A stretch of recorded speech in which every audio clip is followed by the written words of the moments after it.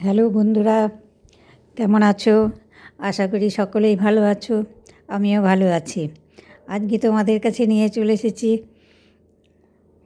নমস্কার, আমি শিল্পী। হেলদি ফুড জোনে তোমাদেরকে স্বাগত করছি। আজকে নিয়ে চলে এসেছি শীতের একটা সবজি, যে সবজি কে পছন্দ করে না এমন লোকের সংখ্যাও খুব কম। পেঁয়াজকলি কে পছন্দ করে না? সেই আমি পেঁয়াজকলি ভাজার রেসিপি নিয়ে এসেছি। তাহলে পেঁয়াজকলি ভাজাটা দেখো। আজকে সিম্পলভাবে আমি একদম খুব অল্প সময়ের মধ্যে সুন্দর টেস্টের নতুন আলু দিয়ে পেঁয়াজকলি ভাজা, দুটোই নতুন, খেতে অসাধারণ। মানে ভাত দিয়ে মনে হয় অন্য কিছু লাগবেই না। তো নিয়ে নিয়েছি আমি 250 পেঁয়াজকলি, একটু বড় বড় সাইজের করে কেটে নিয়েছি। আর নতুন আলু একটু পাতলা পাতলা করে কেটে নিয়েছি। কড়াইয়ে তেল দিয়ে দিয়েছি। তেল দিয়ে দিতে হবে, আর ওর মধ্যে একটু যদি রসুন দিয়ে ভাজা যায় তাহলে তো টেস্টটা একদম জমে যাবে। দিয়ে দিয়েছি কাঁচা লঙ্কা, দিয়ে দিয়েছি রসুন। আর কিছু দেওয়ার দরকার পড়বে না, কালো জিরা দিলে দেওয়া যেতে পারে। তো কালো জিরাটা আমাদের বাড়ির লোকরা পছন্দ করে কম, মুখের মধ্যে পড়ে, সেই জন্য। তো রসুনটা বেশ লাল করে যখন ভাজা হয়ে গেছে, লঙ্কাগুলো লাল ভাজা হয়ে গেছে, তো আগে আমি আলুটা দিয়ে দিলাম। আলুটা দিয়ে একটু সাঁতলে নিতে হবে। আলুটা একটু ভাজা ভাজা হয়ে আসবে, তখন পেঁয়াজকলিগুলো দিয়ে দিতে হবে। পেঁয়াজকলিগুলো দিয়েই কিন্তু এবার একটু ঢাকনা দিয়ে আবার মিডিয়াম টু হাই ফ্লেমে ভাজতে হবে। একদম লো ফ্লেম করলে সেদ্ধ লাগবে, ওটা ভাজার টেস্টটা পাওয়া যাবে না। আমি একটা ট্রিক্স বলে দিচ্ছি ভাজার ব্যাপারে। ভাজা যখন প্রথম শুরু করা হয়, তখন না ওর মধ্যে একটা কাঁচা জলের ভাব থাকে। সেই সময়টা একটু ফ্লেমটা বেশি রাখতে হয়।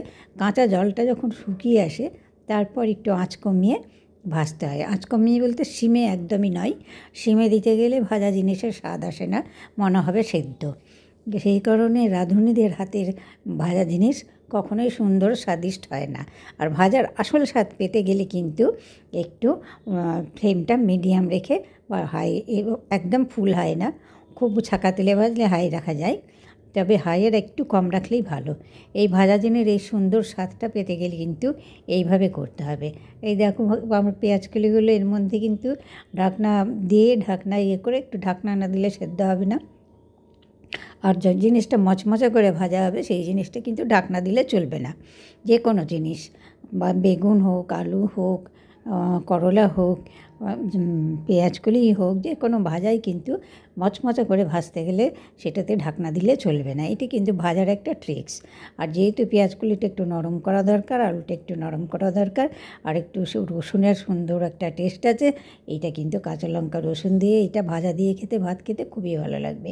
দেখো ভাজাটা আলুগুলো লাল লাল হয়ে গেছে, পেঁয়াজকলিগুলো সাঁতলে কালার চেঞ্জ হয়ে গেছে, ভাজা আমার প্রায় হয়ে গেছে। তো তোমরা আমার পাশে থেকো, লাইক শেয়ার কমেন্ট করে দিও। কমেন্ট করে দিয়ে, আর চ্যানেলটায় যে তেল ছাড়তে শুরু করে দিয়েছে, আর আমার পাশে থেকো চ্যানেলটা সাবস্ক্রাইব করে। তোমাদেরকে নতুন নতুন ভিডিও, নতুন নতুন টেক্সট তোমাদেরকে আমি শেয়ার করতে পারি।